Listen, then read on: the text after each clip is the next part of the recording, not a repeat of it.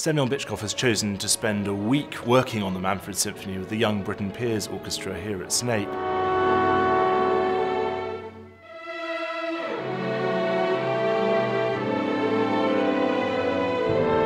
Over the next few years, Semyon Bychkov is going to conduct a number of Tchaikovsky's great orchestral works, including his symphonies.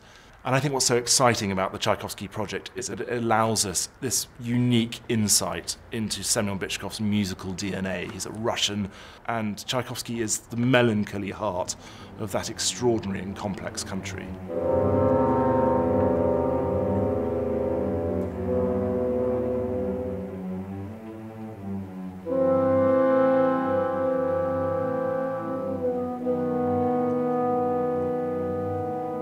Tchaikovsky always knew how to twist a knife in someone's heart, whether the heart of the character that he depicts or the hearts of the audience.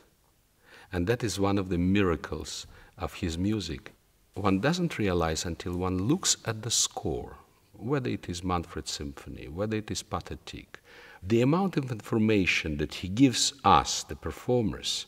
He gives you the roadmap, for example, dynamic, or roadmap on articulation, or roadmap on character, on the spirit. For example, when he writes in Manfred Symphony, con duolo in the coda, well, it means with pain. So immediately you have an idea of what kind of character he is looking at. Or when he writes con tenerezza, with tenderness.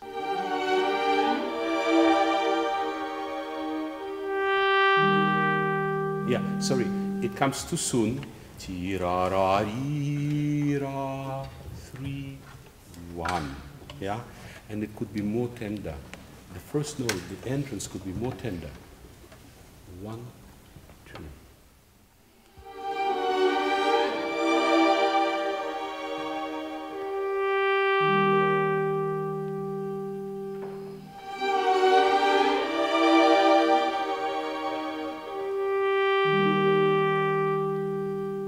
It is very nice how you start the note, but do make diminuendo. The Manfred Symphony was written between Tchaikovsky's 4th and 5th symphonies, and those are performed all the time, but the Manfred's often overlooked, and I don't know why, because Tchaikovsky clearly saw himself in that central figure in Byron's dramatic poem, a man whose life hasn't brought him joy, hasn't brought him true love.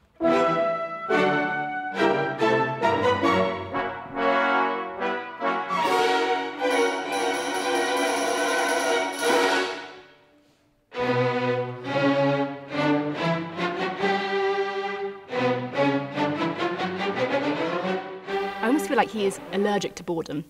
He has this way of making you understand exactly why you're doing what you're doing every step of the way. So while there is a lot of focus on the detail, he'll always put it in the context. He has a way of keeping us always on our haunches, you know, ready to pounce at any moment.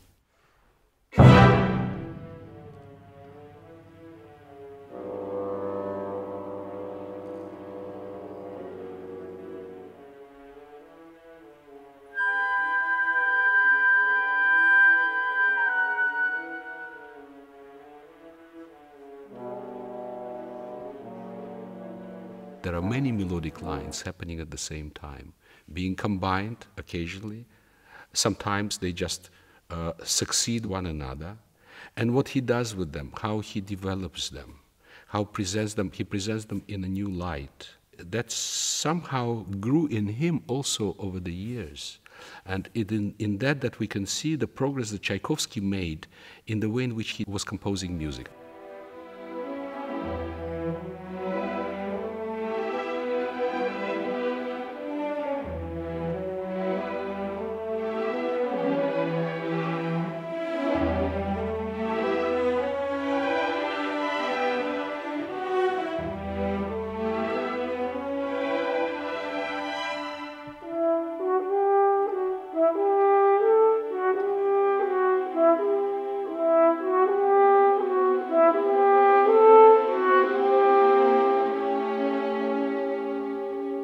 It creates this propulsion of musical development, which is what, in fact, music is about, in constant motion. Even when it is still, it is somehow in motion.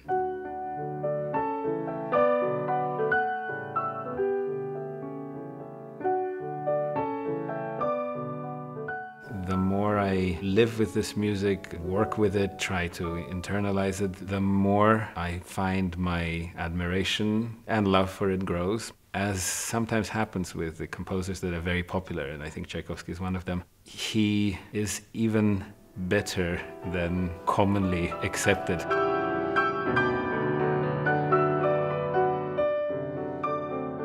Certain experts get very suspicious if it's so likable, if it's so melodic, if it's so pleasant to hear, can it really be good, serious, great, deep?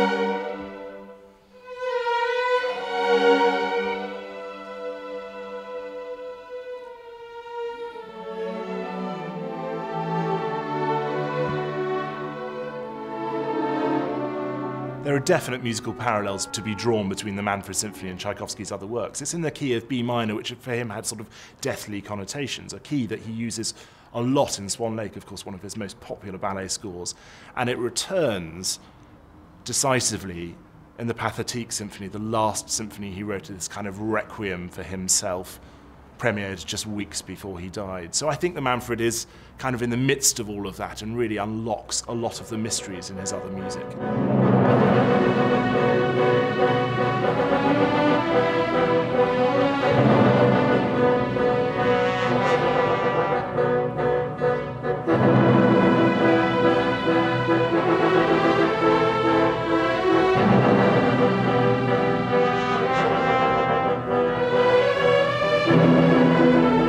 When Tchaikovsky writes in one of his letters, "I cannot find my place," in a sense that he was frantic, trying to find his place emotionally at that moment, and he couldn't find it. What is it, if not Manfred?